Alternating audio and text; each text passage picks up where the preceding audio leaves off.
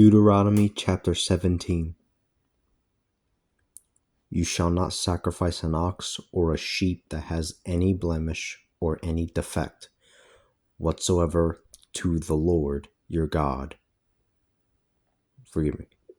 You shall not sacrifice an ox or a sheep that has any blemish or any defect whatsoever to the Lord your God, for that would be an abomination to the Lord your God. If any man or woman is discovered in any of the towns that the Lord your God has given you, who does what is evil in the sight of the Lord your God, transgressing his covenant, going over and serving and worshiping other gods, whether it be the sun or the moon or any of the host of heaven, something that I have forbidden, and you are told about it, and you hear it, and you hear of it, and you hear of it, then you shall carefully check into it. If it is true, then an abomination has been committed in Israel. You are to bring that man or woman who has done this evil thing to the town gates, and you shall stone that man or woman to death. A person can be put to death upon the testimony of 2 or 3 witnesses. A person is not to be put to death upon the testimony of a single witness.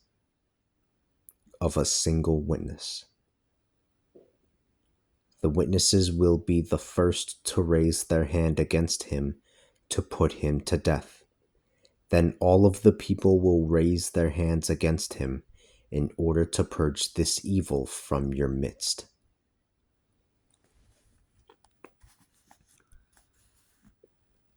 If cases come before you that are too difficult to judge, whether concerning bloodshed or lawsuits or assault, then take them to the place that the Lord your God will choose. Go to the priests, the Levites, and the judge whose term it is, and consult with them. They will give you a verdict. You must proceed according to the verdict that they will have given you at the place that the Lord will choose. Do everything that they tell you to do. Act according to the law that they teach you and the judgment that they render. Do not turn away from the sentence that they pronounce, either to the right or to the left.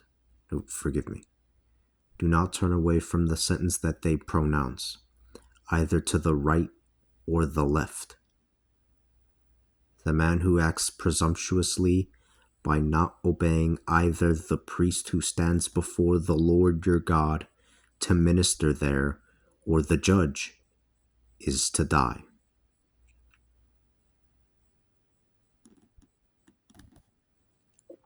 In this way you will purge the evil from Israel. All the people will hear of it and be filled with fear. They will not act presumptuously anymore.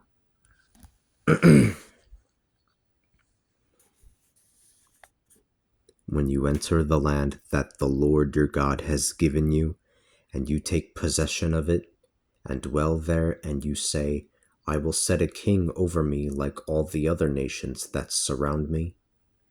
You can indeed have a king whom the Lord your God will choose. You will make one of your brethren your king. You are not to choose a foreigner as king who is not one of your brethren. He must not build up a large stable for himself, and he must not send people back to Egypt to procure a large stable. For the Lord has said that you are not to return that way again. He should also not have many wives. Lest his heart be turned astray. He must not accumulate large sums of silver or gold. When he takes the throne of his kingdom, he is to write a copy of the law that is entrusted to the priests, the Levites. When he takes the throne of his kingdom, he is to write a copy of the law that is entrusted to the priests, the Levites, for himself on a scroll.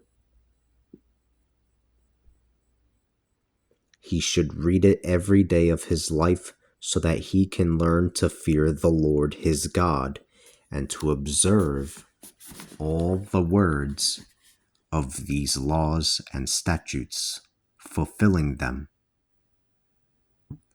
In this way, he will not consider himself to be better than his brethren in his heart, and he will not turn away from the commandments to the right or the left. He and his descendants will thus reign a long time in the kingdom of Israel. Excuse me. He and his descendants will thus reign a long time in the kingdom of Israel.